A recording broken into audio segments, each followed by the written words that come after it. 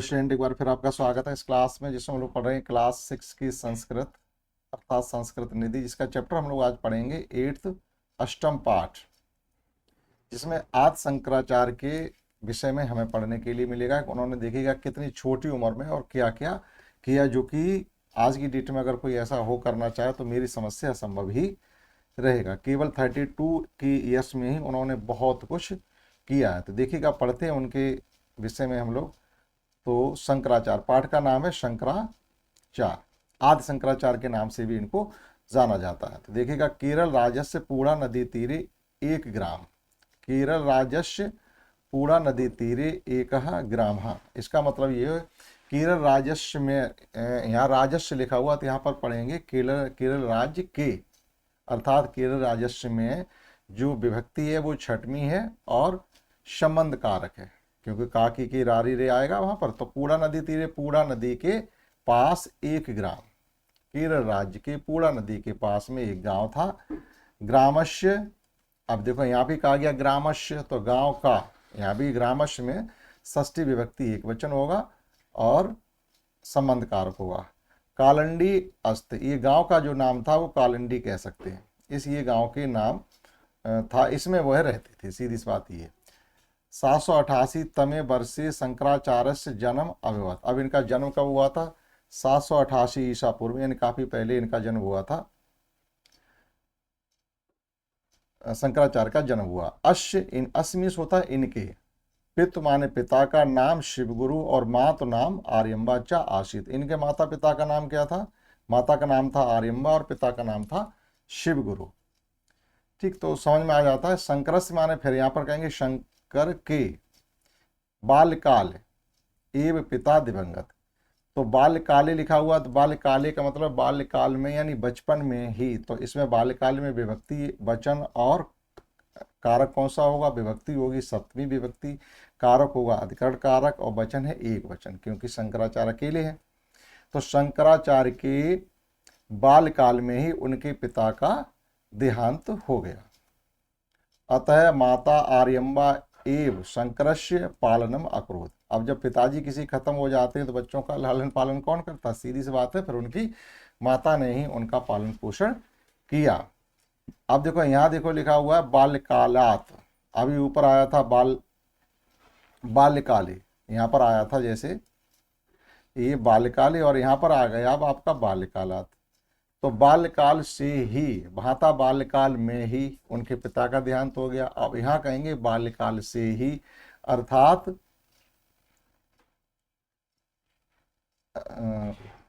बाल्यकाल से ही मतलब बचपन से ही। एव सह अतीव प्रतिभा संपन्न आसित, बचपन से ही वह बहुत कैसे थे? प्रतिभा संपन्न थे। तो वैसे बालक, अगर इसमें हम कहेंगे पंचमी विभक्ति, तो पंचमी विभक्ति होती है अलग होने के अर्थ में, ठीक है, अपादान कारक। लेकिन यहाँ कर्ता ने को कर्म से, कर्ता ने कर्म को कर्ण से, तो आप इसमें कह सकते हैं तृतीय विभक्ति कर्ण कारक कह सकते हैं।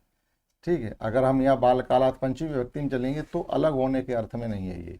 ठीक, अब देखिएगा दूसरे पैराग्राफ में क्या कहा गया, अर्थात बाल्यकाल से, बचपन से ही बहुत प्रतिभा संपन्न व्यक्ति थे, यानी बहुत ही ज्यादा टैलेंटेड थे। तो एकदा शंकर स्नानाय नदी प्राविशत। अब हुआ क्या? एक बार, एकदा मीन्स होता एक बार, शंकर स्नानाय, अब स्नानाय का मतलब होता स्नान करने के लिए। तो इसमें कौन सी विभक्ति आ जाएगी स्नान करने के लिए? चतुर्थी विभक्ति, संप्रदान कारक एक वचन, नदीम प्राविशत।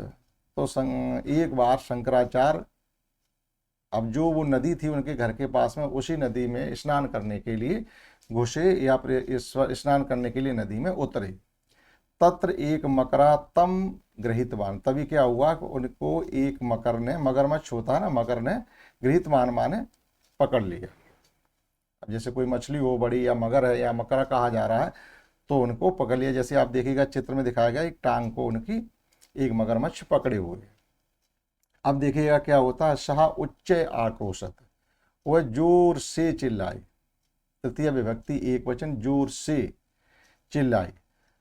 अब माता तत् श्रुत्वा नदी तटम आगच्छत, तत् माने यह क्या उनके चिल्लाने की आवाज। माता तत् श्रुत्वा सुनकर के नदी तटम आगच्छत, ये सुनकर के उनकी माँ नदी के किनारे आ गई। तदा शंकरम मातरम अवगत। अब देखिएगा क्या हुआ तदा। अब जैसे आज की डेट में अगर कोई किसी को पकड़ ले तो क्या कहेगा, जैसे कोई कुत्ता ही किसी को काटने लगे या मछली पकड़ ले या मगरमच्छ पकड़ ले तो वो बचाओ बचाओ की आवाज करेगा। लेकिन इन्होंने क्या कहा, देखिएगा तदा शंकरस मातरम अवगत। जब मगरमच्छ इनको पकड़े हुए था तब इन्होंने अपनी माता जी से क्या कहा, तदा शंकर मातरम अवगत, अपनी माँ से कहा। अम इस मतलब माँ। संन्यास ग्रहयाण ग्रहणाय, संन्यास ग्रहणाय कि संन्यास ग्रहण करने के लिए मयम अनुमति देही, संन्यास ग्रहण करने के लिए मुझे अनुमति चाहिए। एक व्यक्ति को मगरमच्छ पकड़े हुए है और वो अपनी माँ से कह रहा कि मुझे, वो ये नहीं कह रहे कि मुझे मगरमच्छ से बचाइए इसने हमें पकड़ लिया, नहीं, न चिल्ला रही है न डर रही है न रो रही, लेकिन अपनी माँ से क्या कह रहे कि हमें आप हमें संन्यास ग्रहण मतलब चाहिए, हमें आप संन्यास दे दीजिएगा कि हम आपको छोड़ करके घर बार छोड़ करके बाहर संन्यास ग्रहण करने के लिए जाना चाहते हैं। ठीक, तो संन्यास ग्रहणाय मतलब संन्यास ग्रहण करने के लिए चतुर्थी विभक्ति और आपका संप्रदान कारक हो जाएगा। चतुर्थी विभक्ति संप्रदान कारक एक वचन कि हमें आप संन्यास ग्रहण करने के लिए अनुमति दे दीजिएगा। तो तदा एव अहम मकरात मुक्तम भविष्याम। अब देखिएगा यहाँ लिखा हुआ भविष्याम और यहाँ लिखा हुआ अहम। अहम होता मैं, उत्तम पुरुष एक वचन, और इसी प्रकार से उत्तम पुरुष एक वचन की क्रिया होगी भविष्याम, जैसे भविष्यत भविष्यता भविष्यंत, भविष्य से भविष्यथा भविष्यत, भविष्याम भविष्या भविष्यामा।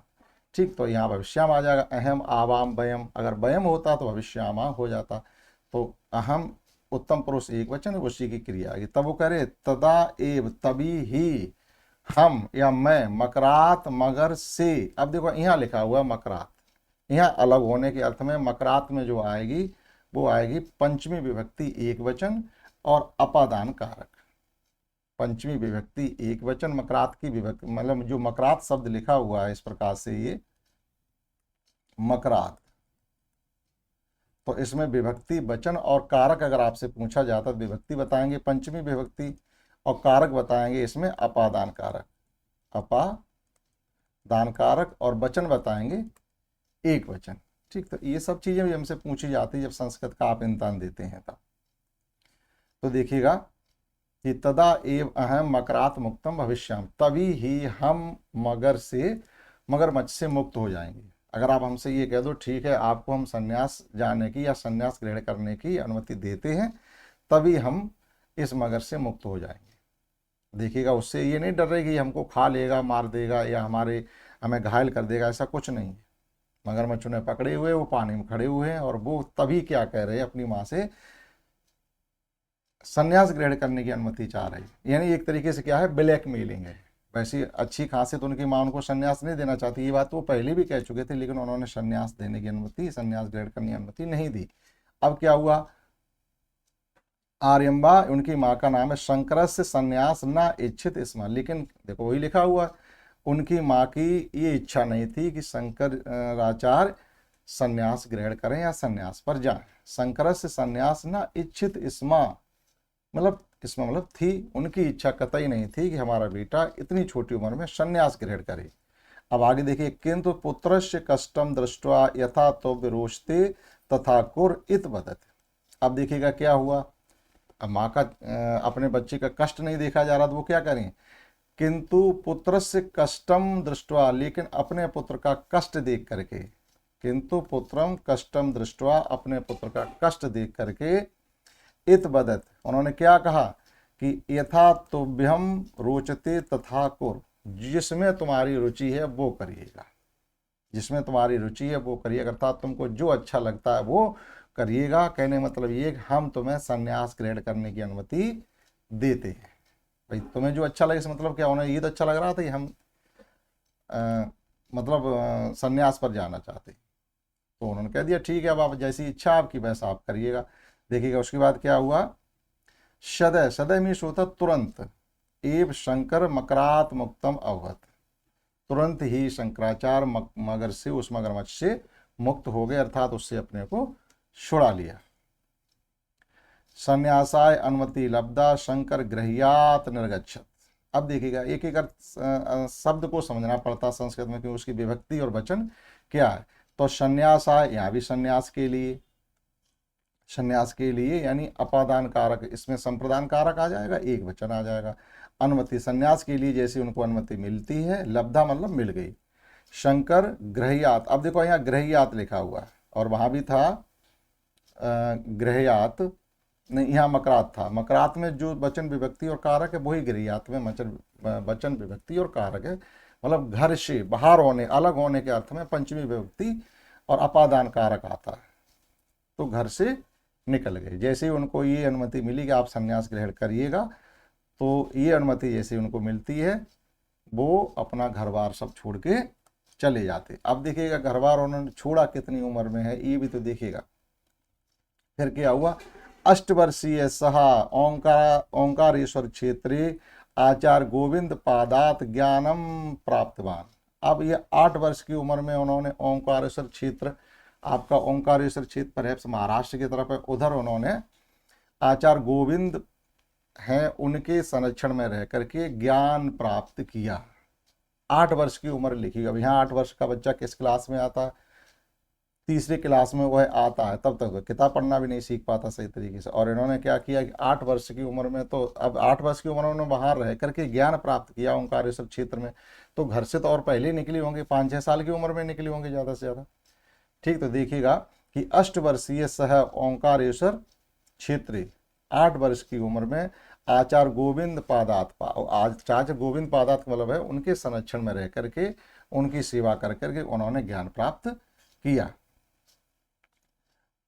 12 वर्षीय, अब 12 वर्षीय का मतलब हो जाएगा 12 वर्ष। 12 वर्षीय शंकर संपूर्ण देश से पर्यटनम कृत्वा काशी प्राप्तवान। अब देखिएगा इसमें शुरू में कहा गया कि वो बहुत प्रतिभा संपन्न व्यक्ति थे, टैलेंटेड थे। अब 12 वर्ष की उम्र में उन्होंने पूरे देश को भ्रमण कर लिया। अब आज 12 वर्ष के बच्चे से आप मार्केट में भेज दीजिएगा फला फला सौदा ले आइए, तो शायद सही तरीके से वह ला नहीं पाएगा, और ले भी आएगा तो मैं फिर क्लियर उसका हिसाब नहीं दे पाएगा। और उन्होंने 12 वर्ष की उम्र में, 8 वर्ष की उन्होंने ज्ञान प्राप्त कर लिया, जो भी पढ़ना लिखना था वो पढ़ लिया। अब 12 वर्ष की उम्र में उन्होंने पूरे देश का भ्रमण कर लिया, पूरे देश की स्थिति को समझ लिया कि कैसा देश है, कहाँ पर क्या है, कहाँ पर अच्छा है, कहाँ पर खराब है, ये सब उन्होंने क्लियर कर लिया। ठीक है, तो 12 वर्षीय शंकर संपूर्ण देशस्य, संपूर्ण देशस्य में है षष्ठी विभक्ति एक, संपूर्ण देश की षष्ठी विभक्ति एक वचन, अधिकरण कारक, पर्यटनम कृत्वा यानी घूम फिर लिया, काशी प्राप्तवान, और कहाँ आ गए, काशी। अब देखिएगा आगे इसमें क्या कहा जा रहा है, 16 वर्ष से 16 वर्ष की उम्र में सह ब्रह्म सूत्र से भाष्य लिखितवान। अब 16 वर्ष की उम्र में उन्होंने ब्रह्म सूत्र लिखा। भाष्य का मतलब होता है कोई किसी विषय पर एक टीका करना, छोटा लेख लिखना। तो 16 वर्ष की उम्र में एक उन्होंने ब्रह्म सूत्र नामक टीका लिखा।